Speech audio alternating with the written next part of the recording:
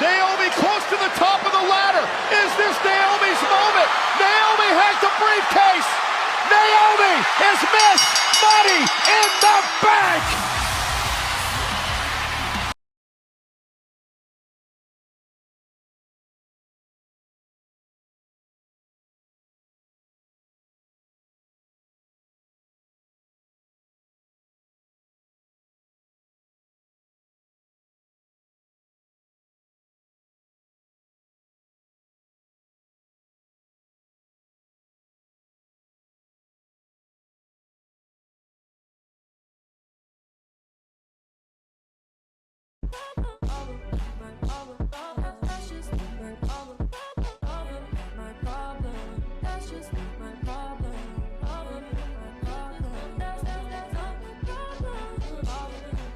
Hey, what's going on YouTube land? It's me, TJ, and welcome to my YouTube channel, Wrestling Nostalgia. I know.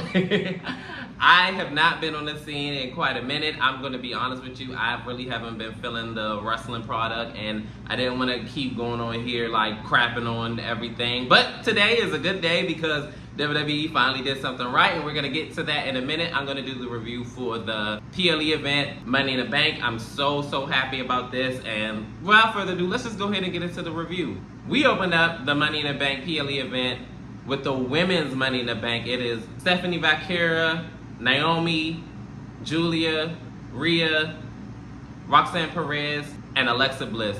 So we opened up with them all, you know, trying to get their little big moves in, and actually Naomi kind of had like a dominating performance in this matchup, thank goodness, because I really thought they was going to go the other way around and have Rhea just go ahead and ransack everybody. I mean, that eventually happened towards the end or middle part of the match, but we're going to get to that in a minute. And Naomi looked like she was trying to hurry up and get up in that ladder, but of course, you know, it ain't going to be that easy. But, you know, push kind of shove, everybody did their little spots and moves. I'm not going to name everything that happened, but I remember when somewhere down the line in the match, it was Rhea and Stephanie Vaquera, and Rhea was about to hit her riptide or whatever, but Stephanie Vaquera was like, oh, not today. So she wound up hitting her devil's kiss on the ladder. I was like, oh, that is diabolical. And it looked like Stephanie was gonna win the match, and she climbed up the ladder really fast. I mean, I think everybody almost like had their little opportunity of at least grabbing or trying to go for the Money in Bank contract briefcase. And of course, you know, everybody kind of hit everybody with their little moves and stuff. And I remember it was another point in the match, and I actually would have been okay with Stephanie Vaquera winning the Money in the Bank ladder match, honestly, long as it wasn't Rhea. Y'all already know I have no love for Rhea, the character. Her as a person, I have no problem with. She seems like a cool girl, but she really did not need to win this match, but she was in it, and hey, it is what it is. I remember it was one spot in the match where Roxanne Perez and Alexa Bliss hit their Code Red or Pop Rocks or whatever you want to call it. It was pretty decent. I like that spot. And it was another spot in the match where they buried Rhea. This happened a little bit beforehand though, where they buried Rhea under the ladders. I ain't gonna lie, I really found enjoyment in that. I'm like, bury that bitch. I'm sick of her ass. But anyways, of course, Rhea came back and then she beats everybody up. And like I said, push come to shove, both Rhea and Alexa Bliss wound up going up into the ladder. And one of my favorite spots in the match is when my girl Naomi came and pushed both of them off the ladder. And then she wound up climbing up the ladder. And then she retrieves the Money in the Bank briefcase. And she is the first ever black woman to win the Money in the Bank briefcase. And I'm so freaking happy about it. I'm ecstatic. I was so excited. I was so happy because I'm not gonna lie. Everybody kept saying, oh, Money in the Bank sounds so fantastic. Ooh, I'm like, yeah, it does have a ring to it, but she doesn't need it and she better not win it or I'm canceling my Peacock subscription. Like ASAP, I would have cut the whole damn thing off. I'm for real. But that didn't happen, so I'm happy. So Naomi won the women's Money in the Bank.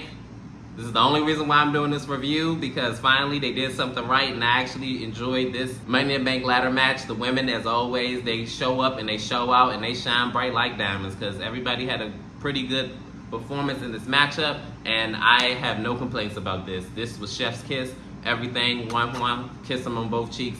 Love it, and I can't wait to see what's going to happen with Naomi with the Money in the Bank. So far, my prediction was right, that she was going to win Money in the Bank, and I've been said that she needs to win it, and I'm so happy that it happened. Love you, Naomi, for real. In our next matchup, we have Dominic Mysterio putting up his Intercontinental Championship against Octagon Jr., I guess that's his name, but I'm not going to spend a whole lot of time doing this matchup because they didn't take a whole lot of time trying to develop this storyline. So look, Dominic Mysterio had a good little performance, so did, you know, Octagon or whatever that man name is, and the match didn't last a whole 10 minutes, I don't think. I think it was like 7 maybe, but they did make good on, you know, the 7 minutes that they had. But Dominic Mysterio wound up having a distraction by Liv Morgan, and Octagon wound up getting hit with a frog splash after getting knocked off the top turnbuckle. 1, 2, 3. Dominic Mysterio successfully retains his WWE Intercontinental Championship. So moving on, hey, kudos to you. In our next matchup, it is the Women's Intercontinental Championship match, and these two had quite the interesting interaction because they didn't even get through the introductions. Lyra already just come out swinging or whatever. I think they only did the introduction for Becky, but not Lyra, or maybe vice versa, I forgot. But anyways, they wound up, you know, going back and forth. But a good majority of this matchup, Becky Lynch was getting the best of Lyra, but Lyra, of course, you know, she's a fighting champion, so she was, you know, getting up in the paint too with her. But at the end of the match, La Valkyria did lose via pulling the tights roll up, and 1, 2, 3, your new Intercontinental Women's Champion is Becky Lynch. And the stipulation to this match, if Becky won, La Valkyria had to raise the hand of Becky Lynch. And also, if Lyra Valkyria won the match, then Becky Lynch cannot challenge for the Women's Intercontinental Championship as long as she's champion. She can't challenge her anymore, but obviously that didn't happen. So she wound up, you know, Becky got big-headed and was all like, oh, we'll raise my hand on all 4 sides. And I'm all like, girl, really? We gonna do this? So anyways, she winds up doing it, and then she was all like, oh, well, put the championship on me too. And I'm like, girl. So she winds up doing that too. So after the fact, she wound up getting German suplex, and La Valkyria walks right on out that ring. And I remember also, like, during the match or whatever, I remember I thought the match was going to end in a double count out. I was like, wait a minute now, hold the fuck up now. Like, y'all didn't do all this just for, like, we need a clear-cut winner. We got that. I'm so glad we didn't end off on that. But anyways, this match was pretty good. Don't want to see them, you know, fight again for quite a while. Maybe again at SummerSlam, maybe a good payoff on that. I would not mind that, because honestly, La Valkyria is a tremendous wrestler. She is very good in the ring, and definitely would love to see what's going to be next after this matchup. So we're going to see what's going to happen. In our next matchup, it is the men's Money in the Bank ladder match. It is Seth Rollins. It is Grande Americano. I might have said it wrong.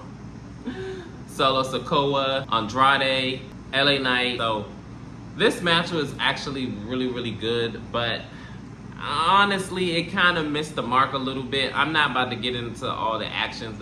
They all did their thing, and I believe Seth Rollins was the wrong winner. I'm sorry. I'm just gonna get straight into it. He did not need that Money in the Bank briefcase because he's already a star. He could already, like, they could have had him win the King of the Ring and go from there or something like that, and then have SummerSlam Jey Uso versus Seth Rollins. We already know that's going to happen anyway. He's going to cash in on him, and he's going to win the world title. I'm pretty sure it's going to happen by SummerSlam. Don't be surprised if Jey Uso does lose that world title, because honestly, this experiment, it's a failed one. I'm gonna be honest with you. Don't get me wrong. He have done the best that he could do with what he has been given, but it's just not hitting the mark. I'm sorry. I love Jey Uso, and I'm glad that he won the world title, but this was a very lackluster reign, honestly, in my honest opinion, and I wouldn't be mad for it to end. It's just Seth Rollins, I'm not interested in seeing him be world champion again. I'm gonna be real with you. he had a long championship reign, and hopefully if he does win it and if they do a successful cash-in, he does not need to go on a long reign. But I'm gonna just get into like a little bit of the matchup, of course, because we gotta get into the whole Jacob Fatu or whatever. He wound up getting involved in the matchup, helping out his brethren, aka Solo Sikoa, and JC or whatever. He was involved in the match as well, and they wind up, mixing it up with, Seth Rollins' crew or whatever, because Seth Rollins' crew, Seth hit the dog whistle, and of course, the dogs came out, aka Braun Breaker and Bronson Reed. They came out, all the destruction, everything. Long story short, Jacob already overheard on SmackDown Solo Sikoa, kind of pounding on Jacob Fatu. So Jacob Fatu wind up saying, yeah, get up that ladder, da-da-da-da. So long story short, he wind up grabbing him by the foot and was like, I hate you, Solo. So he goes on and insists on beating him down. He lays him out. And then this is when it looked like LA Knight was going to win, and I was going to be so happy about it. And also, I don't understand why in the world they had a fireball ladder, but whatever. I'm thinking LA Knight finally was going to get his moment. This was like, the third time that he was involved in this match and he didn't win. He wound up getting up there. I thought they were going to go ahead and go with that. Oh, no. They just had to go to the predictable Seth Rollins win, and this is the second time since 2014 that he has won the Money in the Bank ladder match. Unless LA Knight is going to win the King of the Ring, I don't see what they're going to do here with him, because LA Knight was right there. Unfortunately, it's not his time, and I don't know if it ever will be. I don't know if he has heat with Triple H or not, but Triple H, you're not a wrestler. Get your feelings out of this. This is really ridiculous at this point, and it's just looking very obvious, because obviously he's over, and at one point in time he was the highest merch seller. So why is that not being... I'm gonna just end it right there. I lost all interest in this match as soon as when Seth won, but all I care about is Naomi winning that Money in the Bank, and I'm happy about that, so we're gonna leave it there.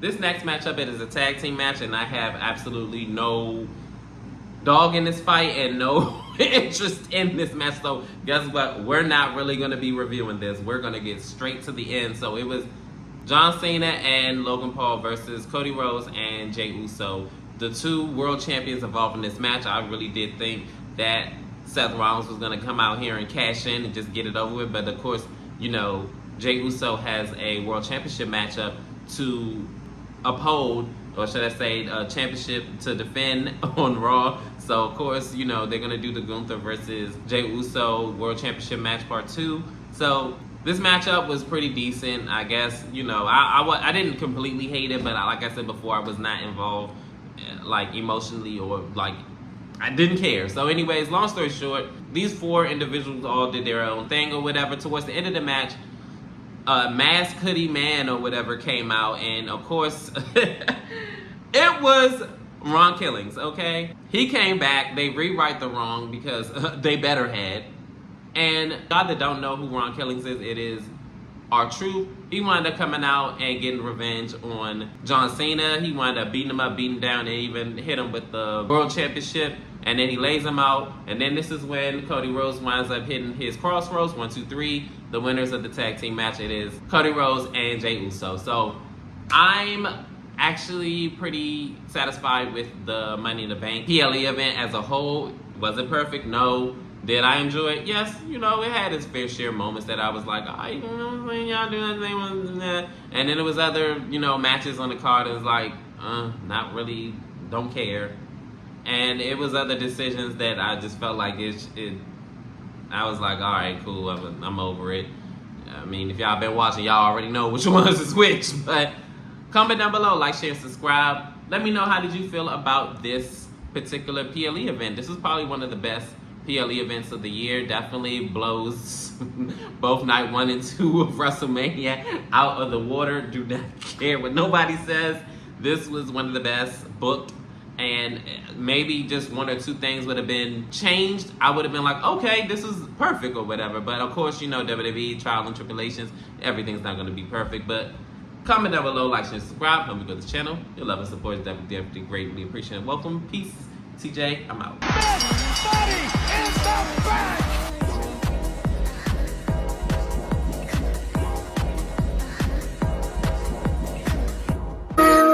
You said I'm